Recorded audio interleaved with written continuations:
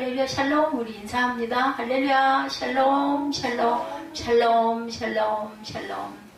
하나님 사랑합니다. 여러분 주 안에서 사랑합니다. 오늘 자 17장 1절부터 9절까지의 말씀. 네, 하나님께서 우리에게 귀한, 나는 뭐라고 그러세요? 전능한 하나님이라, 올마이트 갓, 이렇게 얘기하고 있죠. 예, 나는 전능한 하나님이라. 네, 4절 보니 보라 내 언약이 너와 함께 있으니 너는 여러 민족의 아버지가 되라 그러죠. 이제후로는 내 이름을 아브라함이라 하지 아니하고 아브라함이라 하리니 이는 내가 너를 여러 민족의 아버지가. 예, 이 원래 그 아브라함도 아비예요. 민족의 아비. 그 아비가 되게 하게 되는지 뭐라고 그랬다면은 열국 민족의 모든 민족의 아버지. 아직부터 사라도 마찬가지죠. 사례였는데 사라로 열국의 어머니로 삼아주시고, 내가 너를 심히 번성하게 하리니 내가 네게서 민족들이 나게 하며 왕들이 네게로부터 나올 거다. 내가 내 언약을 나와 너 및 내 대대 후손 사이에 세워 영원한 언약을 삼고 내가 너와 내 후손의 하나님이 되리라. 내가 너와 내 후손에게 내가 거류하는 이 땅과 가나안 온 땅을 줘 영원한 기업이 되게 하고 나는 그들의 하나님이 되리라. 나는 전능한 하나님이라. 1절에 말씀하죠. 아브라함이 99세 때 여기서 아브라함에게 나타나셔서 그에게 이르시되 나는 전능한 하나님이라. 너는 내 앞에서 행하여 완전하라. 이렇게 말씀합니다. 아브라함이 99세 때 1절이죠. 하갈을 통해 이스마엘을 얻을 때 86세였었죠. 창세기 16장 16절에 나옵니다. 그 후에 13년이 흘렀어요. 하갈의 일로 인해 하나님은 아브라함에게 나타나지 않으려 하셨다가 13년 만에 아브라함의 99세 때에 다시 나타나시죠. 그리고 또한 8절에 보면 가나안 온 땅을 주 영원한 기업이 되게 하고 나는 그들의 하나님이 되리라 말씀합니다. 가나안 땅은 하나님이 안식, 곧 우리의 영원한 본향인 천국을 의미합니다. 가나안은. 따라서 본절은 아브라함과 그의 후손 이스마엘 민족이 모태에서 조생되기 전부터 하나님 백성으로 택정함을 입고 천국에 들어갈 자로 예정되었음을 뜻한다. 그러니까 여러분 아래층에 있는 가나안 부동산이 얼마나 대단한 이름을 하나님이 주신 이름을 쓰고 있죠. 천국을 의미한다고 그래요. 영원한 본향인 천국. 하나님의 안식, 우리의 영원한 본향인 천국을 의미하고 있습니다. 가나안은. 그래서 우리 찬양도 있죠. 나 가나안 복지에 들어가려고 이 찬송도 있습니다. 그래서 기업을 삼게 하리라고 말씀하시는 하나님께서 너는 내 언약을 지키고 내 후손도 대대로 지키리라. 9절이죠. 여기서 언약은 이어지는 10절과 14절에 10절에서 14절에 할례를 뜻합니다. 야께서 아브라함과 그의 후손 이스라엘 민족의 하나님이 되셔서 그들로 가나안 땅을 영원한 기업으로 얻게 하실 것인지요. 아브라함과 그의 후손은 대대로 할례를 행하라. 13, 4절에 너희 집에서 난 자든 너희 돈으로 산 자든 할례를 받아야 하리니 이에 내 언약이 너희 살에 있어 영원한 언약이 되려니 할례를 받지 아니한 남자고 표피를 베지 아니한 자는 백성 중에서 끊어지리니 그가 내 언약을 배반하였습니다. 오직 이렇게 말씀하시죠. 10절에 보니까 남자는 다 할례를 받으라. 남자의 표피 베는 것이죠. 14절에 설명하죠. 하나님의 백성에게 있어 할례의 진정한 의미는 육의 몸을 벗는 것을 얘기합니다. 골로새서 2장 11절에 할례를 받았으니 곧 육의 몸을 벗는 것이고 그리스도의 할례니라. 너희가 세례로 그리스도와 함께 장사되고, 세례를 받음으로 죽었다 다시 살아나는 거예요. 물에 들어갔다가 올라올 때, 그죠? 골로새 3장 1절에서 5절에 너희가 그리스도와 함께 다시 살리심을 받았으면 땅에 있는 지체를 죽여라. 이렇게 말씀하고 있습니다. 할례를 받지 아니한 남자, 백성 중에서 끊어지리라 그러죠. 14절에 하나님 이스라엘 백성에게 남자는 반드시 난지 8일 만에 할례를 받으라고 명하시고 이것은 하나님과 이스라엘 백성 사이 지킬 영원한 언약이라고 하시죠. 할례를 받지 않는 것은 하나님과의 언약을 배반하는 것으로 백성 중에서 끊어질 것이다. 출애굽기 4장 24절에서 26절에도 모세가 길을 가다 숙소에 있을 때 야훼께서 그를 만나사 그를 죽이려 하신지라 십보라가 돌칼을 가져다가 그의 아들의 표피를 베어 그의 발에 갖다 대며 이르되 당신은 참으로 내게 피 남편이로다 하니 야훼께서 그를 놓아주시니라. 그때 십보라가 피남편이라 하면 할례 때문이었어요. 그래서 살리죠. 남편을. 육체일을 쫓는 자는 하나님의 나라를 유업으로 얻지 못한다고 말씀합니다. 구약의 할례는 신약의 세례와 같고 이는 육의 몸을 벗는 것이죠. 다른 말로 땅의 지체를 버리는 것, 육신의 일을 도모하지 않는다라는 언약이에요. 따라서 할례받지 아니한 자를 백성 중에서 끊어버리신다라는 말은 언약의 백성일지라도 육체의 일을 버리지 않고 이를 쫓아가는 자는 하나님의 나라를 유혹으로 받지 못한다. 고린도전서 6장 9절에서 10절입니다. 미혹을 받지 말라. 음행하는 자나 우상 숭배하는 자나 간음하는 자는 하나님의 나라를 유혹으로 받지 못하리라. 갈라디아서 5장 19절에서 21절에도 말씀합니다. 육체의 일은 분명하니 곧 음행과 더러운 것과 호색과 이런 일을 하는 자들은 하나님의 나라를 유혹으로 받지 못할 것이요. 골로새 3장 5, 6절에도 땅에 있는 지체를 죽이라 곧 음란과 부정과 사욕과 이것들로 말미암아 하나님의 진노가 임하니라. 로마서 8장 13절에 너희가 육신대로 살면 반드시 죽을 것이로되 영으로 몸의 행실을 죽이면 살리니. 그러니 우리는 항상 우리 육신의 것들을 다독여 죽이면서 살아가야 되죠. 하나님의 은혜로 살아갑니다. 미국에서 있었던 일이에요. 어느 날 늦은 밤에 한 외판원이 자동차를 급히 몰고 호텔 앞에 도착을 합니다. 호텔에서 방을 하나 구하려고 했는데 굉장히 호텔들이 그렇게 우리가 생각하는 것처럼 크고 활발한 그런 호텔들이 아니었던 것 같아요. 안내원은 빈 방이 없다고 얘기합니다. 방이 많지가 않았고 그 호텔은 아마 자그마한 호텔이었는지 빈 방이 없다는 말을 듣는 순간 이 사람은 너무나 피곤해. 외판원 조금일 일하고 이제 좀 자야 되겠어서 가는데 그만 방이 없대. 늦은 시간에 실망하고 낙담해서 피로가 한꺼번에 확 몰려옵니다. 하루 종일 여행을 하고 수고하고 밤늦게 호텔에 쉬려고 했는데 호텔을 찾아 이제는 헤매게 됐어. 문 밖으로 나가가지고. 그래서 지친 모습으로 호텔 문을 나서려고 할 때 로비에서 쉬고 있던 점잖은 신사가 가까이 가서 말합니다. 방이 없다고 하니 힘드시겠습니다. 나는 윌리엄입니다. 손을 내밀고 자기 소개를 하면서 그와 함께 대화를 하게 됩니다. 지금 늦은 시간에 여기저기 다녀도 아마 방을 구할 수가 없으실 텐데 몹시 피곤해 보이는데 이렇게 하면 어떻겠소? 내가 지금 이 호텔에 묵고 있습니다. 내 방은 작은 침대가 2개입니다. 트윈 침대였던 것 같아요. 내가 한 침대를 사용하고 침대 하나는 비어 있으니 그거를 이용하고 싶은 마음이 있으면 그렇게 하시겠소? 하고 이제 아주 그 선의를 베푸는 거죠. 이 말을 듣다가는 갑작스런 친절에 정신이 번쩍 난 거예요. 그래서 너무나 고마워서 정말 이런 고마운 분이 어딨나. 그는 거절할 이유가 없어서 정말 감사합니다. 그렇게 하겠습니다.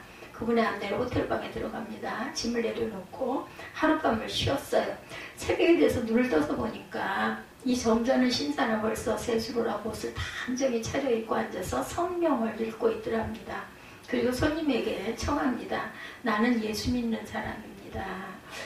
아침 일찍 일어나 성경 보고 기도하는 습관이 되어 있는데 선생님 나와 함께 기도하고 성경 읽고 그렇게 하고자 하시지 않습니까? 하고 권유를 합니다. 신뢰를 져가지고 싫다고 할 수가 없어서 네 그러겠습니다. 그러고는 급히 일어나서 세수를 하고 단정히 앉아서 성경을 쭉 읽은 후에 신사가 기도를 하면서 나라와 대통령을 위해서 사회를 위해서 기도하고 특별히 마주 앉은 자신을 위해서 기도를 해주더라는 거예요. 그리고는 경건순서가 끝났어요. 그러면서 이제 이분이 얘기를 합니다. 제가 한 말씀 드리겠습니다. 손을 딱 잡고 하시는 말씀이 뭐라고 그러겠어요? 예수님을 영접하지 않겠습니까? 라고 말하더랍니다. 근데 그것도 거절할 수가 없더랍니다.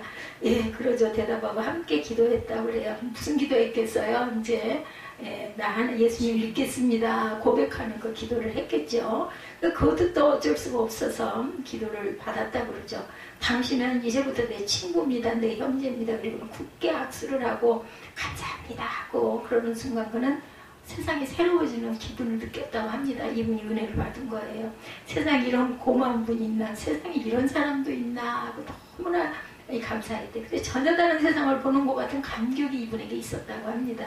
나중에 알고 보니까 이 사람은 윌리엄 제님스라는 브라이언이라는 당시 미국의 국무장관이었어요. 외판원은 미국 국무장관을 호텔에서 우연히 만나고 덕분에 하나님을 만나고 평생의 감격으로 살게 됐다고 그래요. 전능하신 하나님은 능치 못할 일이 없으세요. 사람이 한 것 같지만 성령께서 함께 하셨고 단 받아들이는 건 본인 몫이에요. 받아들이느냐 안 받아들이느냐. 왜냐하면 우리에게 하나님이 자유의지를 주셨기 때문에. 그래서 오늘 전능하신 하나님이라는 제목 올마이티가 아시죠? 함께 은혜를 나눠봅니다. 사도신경의 첫 마디가 뭐라고 그래요? 전능하사 천지를 만드신 하나님 아버지를 내가 믿사오며 이렇게 얘기하죠. 전능하신 하나님을 믿는 것은 신앙의 기본이고 골격이고 중심입니다. 전능하신 하나님을 받아들이는 것이 신앙 고백의 첫 마디에 나오죠. 문제는 우리가 진정으로 전능하신 하나님을 믿지 못하는 데서 믿음이 항상 흔들리고 있다라는 것이에요. 알면서도 우리 때로 그러죠. 그렇게 될 줄 알았어. 그러면서도 그 올무에 걸릴 때가 너무나 많고 흔들릴 때가 너무나 많습니다. 그러니까 뭐라 그래요? 믿음의 불량이라고 얘기를 하죠. 요즘 사람들은 사회적으로 경제적으로 불안하고 답답하게 살아가고 있습니다. 우리 믿음이 흔들리고 낙심하기도 합니다. 그렇지만 전능하신 하나님을 소망으로 확신하고 우리의 모든 문제가 선하게 잘 해결되고 형통하리라는 것을 우리가 믿고 와야 돼요. 여러분들 그거 아시죠? 바라봄의 법칙 아십니까? 그렇게 바라보다 보면 정말 그 일이 일어나고 그게 잘 이루어집니다. 저는 그걸 참 많이 경험을 합니다. 내 마음의 소망을 가지고 계속 그걸 바라보다 보면 거기 한 발 한 발 가까이 다가감을 느끼고 때가 되면 그때는 시와 때는 우리가 알 수가 없어요. 하나님이 이루신다라는 걸 제가 우리 에스더 전수사한테 그런 얘기 했습니다. 내가 하려 하지 말고 그냥 하나님께 맡기고 그걸로 인해서 읍조이거나 눈치를 보거나 이걸 어떻게 했으면 좋을까 이런 생각을 하지 말고 그냥 좀 편안해지라고. 왜냐하면 옛날에 그 임미도 목사님 그전에 반석교회 그 목사님이 그 얘기를 참 많이 했어요. 저는 그게 나쁜 소리라고 생각을 안 했는데 나중에 알고 보니까 부족한 부분이더라고요. 날 보고 앞서가려고 한다고. 뭐 무슨 앞서 달려가면 좋지 그렇게 생각을 했거든요. 아무것도 모를 때였죠. 그런데 나중에 알고 보니까 앞서가면 하나님이 하실 수가 없어요. 그럼 네가 해봐. 내버려 두시는 거예요. 그러다 뭐 오래 걸리는 거죠. 힘들어지는 거죠. 이제 죽겠어. 그러면요 손 들고 갑니다. 엉엉 울죠. 이거 안 돼요. 그리고 울고 하면 나중에 보면은 하나님 그래도 선으로 인도하셔서 저를 이 자리에까지 여기에 이렇게 서 있을 수 있도록. 저는 하나님이 아니었으면 좀 벌써 저희 어머니 나이 때 저는 그때 고비를 제가 마음으로 맞았었어요. 진짜로. 뭐 입으로 하는 말이 아니라 어머니가 56세에 돌아가셨거든요. 그 해가 정말 힘들었습니다. 꼭 제가 갈 것 같은 그런 마음을 굉장히 많이 가졌었어요. 어려움도 있었고. 근데 하나님이 지금까지 살게 해주셨어요. 또 앞으로 몇 발이나 갈지 글쎄 정말로 그래요. 하루하루가 어떻게 될지 다음 달에 어떻게 될지 내가 2023년을 맞을지 정말로 그런 생각이 듭니다. 하나님은 전능하신 분으로 자신을 계시하십니다. 이렇게 여러분들 만나시지 않아요? 만나시죠. 하나님 만나십니다. 어떤 사건 속에서 만나고 오늘 일부 예배 가운데 하나님을 저는 만났습니다. 오늘 본문에도 이렇게 얘기하면 영상이 찍으면서 저 이상한 목사니까 그런 뜻이 아니고 마음에 어떤 답을 받았다. 말씀에서 이 말씀이구나. 이제 이런 저는 그렇게 표현을 합니다. 하나님의 본문을 보면 부르심을 받고 자녀를 주실 것을 약속을 받았죠. 아브라함이. 그런데 어땠어요? 아무런 소식이 없는 거예요. 그 약속을 받고 났는데도 10년 정도를 소식이 없이 가다 보니까는 너무나 힘이 들어가지고 하가를 통해서 이스마엘을 낳게 되죠. 아브라함에게 하나님은 전능하신 하나님심을 이미 진작에 계시해 주셨어요. 다시 한번 아브라함에게 언약을 하시죠. 그리고 이름을 아브라함을 뭐라고 부른다? 아브라함이라고 열국의 아비다. 사례는 사라로 이름을 바꿔주시죠. 열국의 어머니. 열국의 아비와 열국의 어미가 됐어요. 아브라함과 사라가. 그리고 하나님은 아브라함에게 아들을 주시겠다고 약속하고 이름을 이삭이라고 주십니다. 아브라함의 17장 19절에 보면은 하나님이 이르시되 아니라 내 아내 사라가 내게 아들을 낳으리니 너는 그 이름을 이삭이라 하라. 내가 그와 내 언약을 세우리니 그의 후손에게 영원한 언약이 되리라. 본문에서 이렇게 얘기하죠. 이것이 창세기 17장의 아주 가장 중요한 줄거리입니다. 1절에 나타난 말씀을 봅니다. 99세하고 나오죠. 17장 1절. 예, 저는 성경을 항상 찾아서 봅니다. 왜냐하면 예, 프린트 잘못되거나 해가지고 또 그냥 무심히 또 다른 걸 읽고 앉았을 수도 있고, 장이 하나 넘어가서 넘기고 보다가 또 그것도 깜빡 잊어버리고는 또 1절이라고 보다 보면 18장 1절이 나오기도 하기 때문에 이제 언젠가부터 이제 눈으로 딱 17장 1절하고 확인을 합니다. 아브라함이 99세 때 야훼께서 아브라함에 나타나서 그에게 이르시되 나는 전능한 하나님이라 너는 내 앞에서 행하여 완전하라, 이렇게 얘기를 하죠. 예, 행하여 완전하라.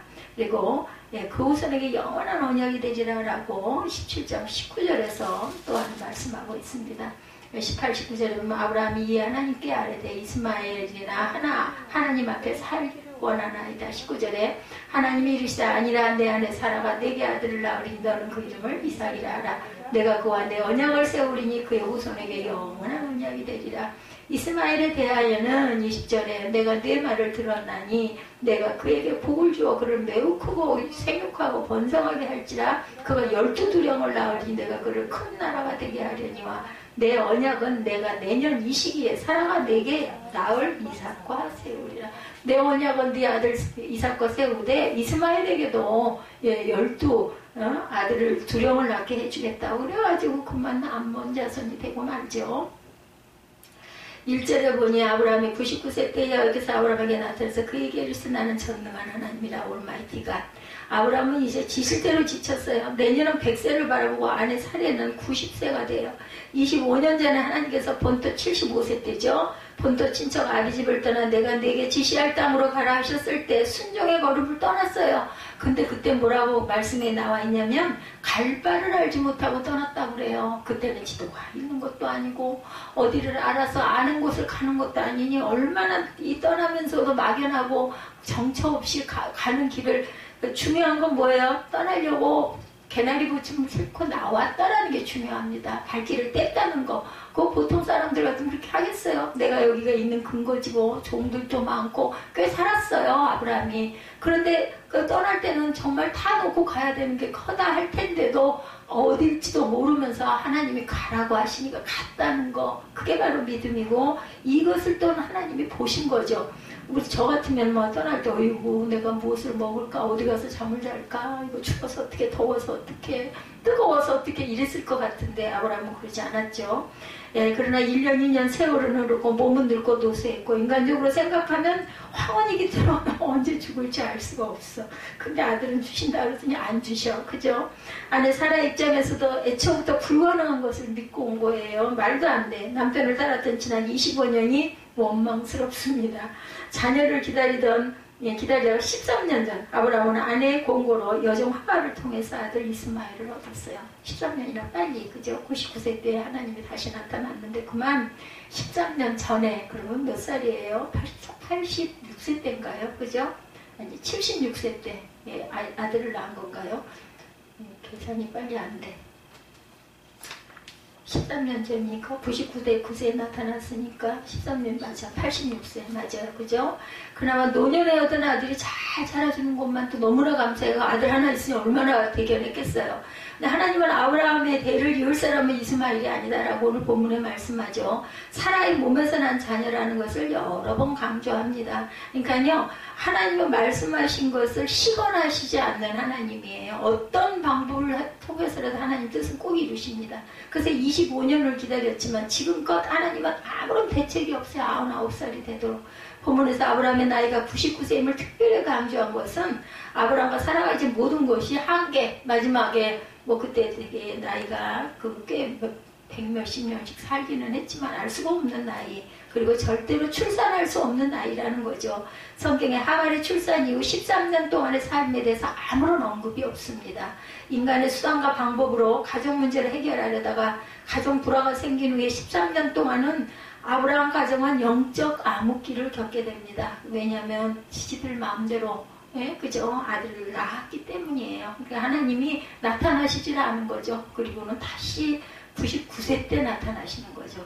우리가 아브라함을 믿음의 조상이라고 하지만 그의 신앙은 이렇게 기복이 심했다라는 거니까 뭐 우리는 더 말할 나위도 없어요. 한동안 아브라함도 하나님과 교제가 끊어지고 영적인 잠을 자는 기간이기도 했다.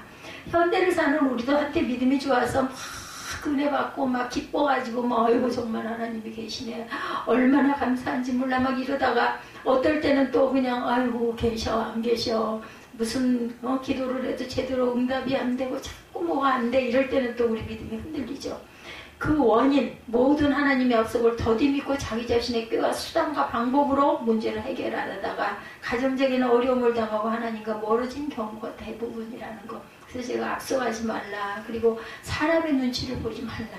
저도 이렇게 얘기를 하면서도 저도 사람 눈치를 봅니다. 이 얘기했을 때 또 혹시 시험에 들면 어떡하나, 제가 또 어떻게 생각하려나, 이제 우리 그 육친들하고는 이런 생각을 하죠. 근데 뭐 말씀을 전할 때는 절대로 그러지 않습니다. 틀린 말씀은 절대로 안 전해. 아예 나는 모르니까, 너무 모르는 게 많기 때문에 아는 말씀, 성경에 확실하게 나타나 있는 거, 틀리지 않은 거, 틀린 거는 절대 내가 모르는 거는 안 전합니다. 우리가 알아야 할 것은 하나님께서 이 기간 동안 아브라함에게 나타나지 않은 것은 아브라함을 떠난 것이 아니었다라는 것. 보고 계신 것, 그것도 뭐라고요? 응답이라고 얘기하죠. 기다려라예요. 기다려라. 반대로 아브라함이 하나님을 떠나 있었던 거예요. 하나님은 한순간도 우리를 떠나지 않으시고 우리를 지키시는 하나님이심을 믿으시기 바랍니다. 시편 121편 3절입니다. 야훼께서 너를 실족하지 않게 하시면 너를 지키시는 자가 졸지 아니하시리로다. 이스라엘을 지키시는 자는 졸지도 아니하시고 주무시지도 아니하시리라. 이렇게 말씀하죠. 문제가 어디 있어요? 하나님 편에 있는 게 아니라 꼭 저와 여러분에게 있다라는 거. 우리가 부족하고 믿음이 없고 불순종하고 연약하기 때문이다. 예, 우리가 그 TV 화면이 안 나온다면 TV 보자면 이제 방송국이 잘못된 게 아닌 거죠. 그죠? 예, 전원이 끊어졌거나 고장났으면 그것을 고쳐야 합니다. 즉 회개해야 한다는 거죠. 우리의 문제지 하나님의 문제는 절대로 아니다. 자신의 연약함과 부족함과 죄를 바라보고 회개하면 하나님의 음성을 들을 수 있게 됩니다. 영적으로 하나님이 깨닫게 하시고 알게 하시는 것 여러분들 민감하게 반응하시기 바랍니다. 근데 이처럼 낙심하고 좌절하는 아브라함에게 하나님은 전능하신 하나님으로 자신을 계시하죠. 나는 전능한 하나님이다. 오늘 본문 1절에 아브라함에게 이보다 더 큰 확신과 위로가 어디 있겠어요. 얼마나 기뻤겠어요. 드디어 믿음의 조상 아브라함은 100세, 사라는 90세 하나님의 약속대로 아들 이삭을 낳죠. 이삭은 야곱과 에서를 낳았고 야곱은 12아들을 낳습니다. 12명의 아들이 12지파가 되고 오늘날 이스라엘 백성의 위대한 조상들이 되죠. 하나님은 창조주이시고 구속자이시고 전능하신 분임을 이렇게 계시하십니다.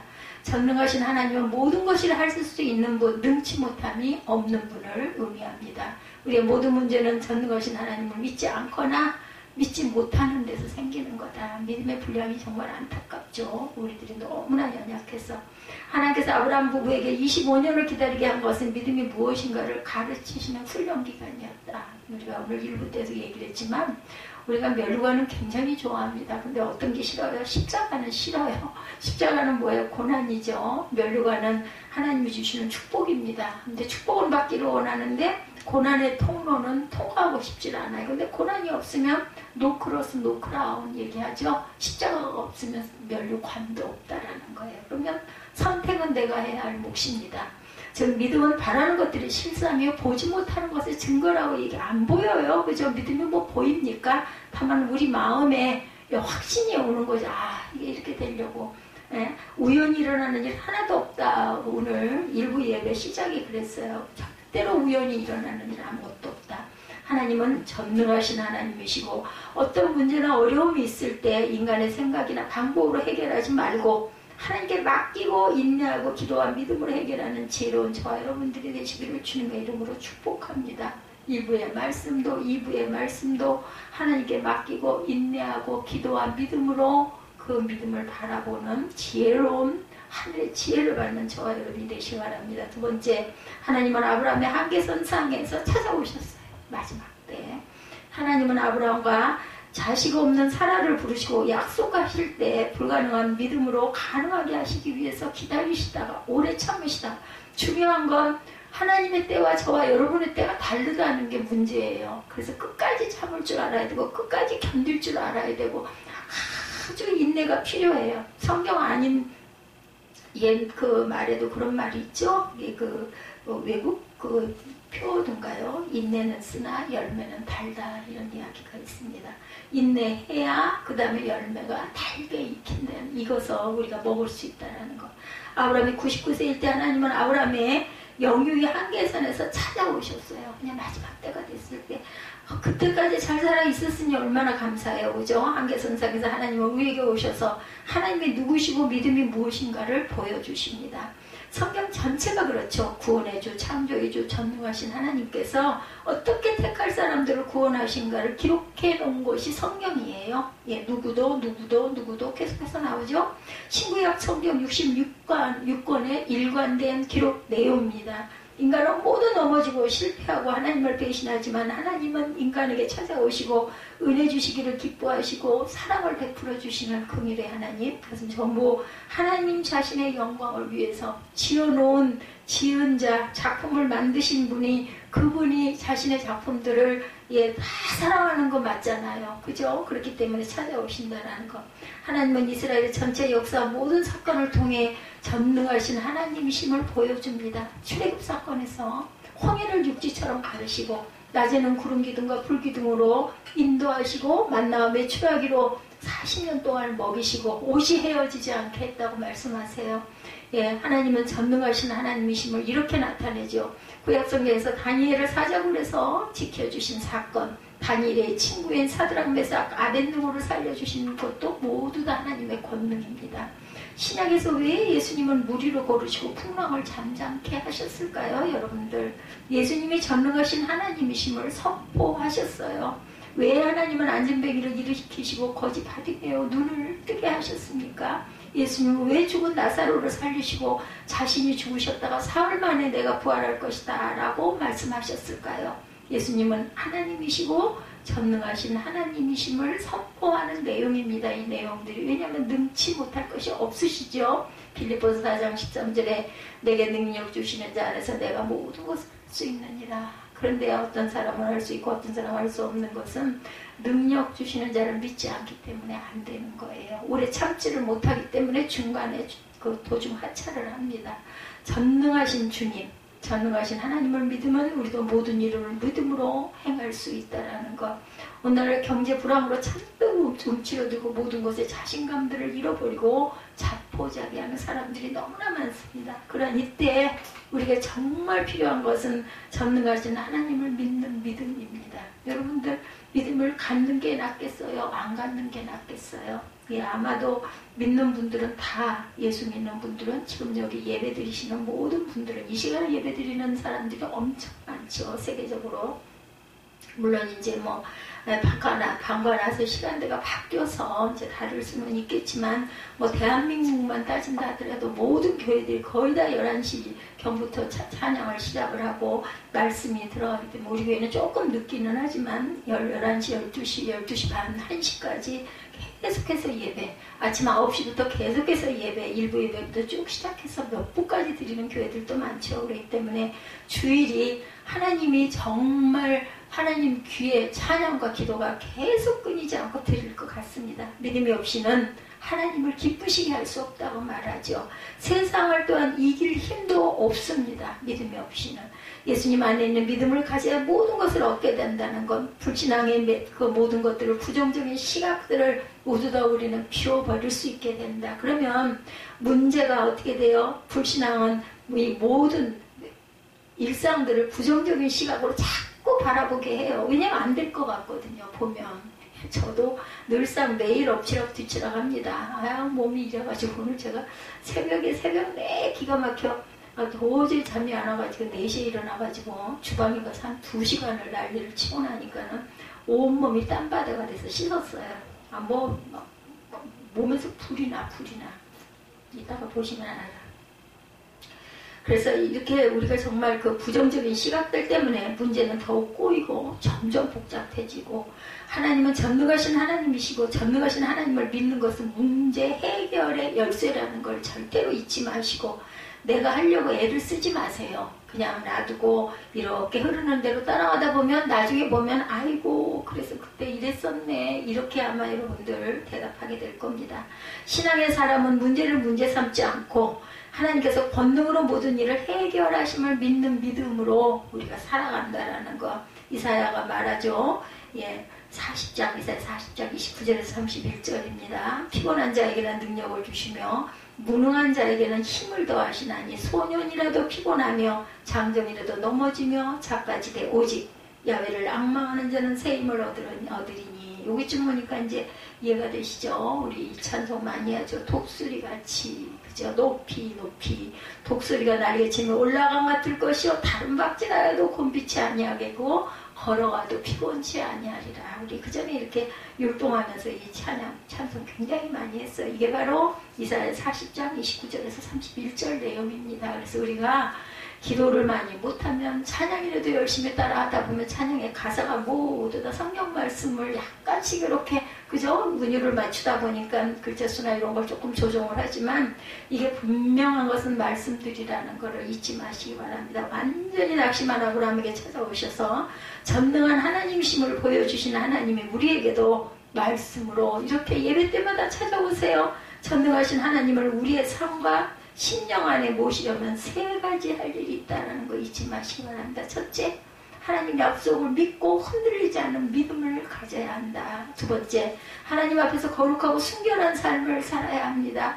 세례와 직분을 받고 성도의 의무를 행하는 것만이 전부가 아니고 하나님 보시기에 성결한 삶을 살아라. 세 번째, 하나님 앞에서 완전하도록 힘써야 한다. 완전하라는 말은요, 회개한 후에 다시는 범죄하지 말고 믿음과 사랑과 순종해서 완전하라는 뜻이에요. 우리가 잘못된 것은 회개를 하고 주님 앞에 순종하고 섬기는 자세로 세상을 살아가라.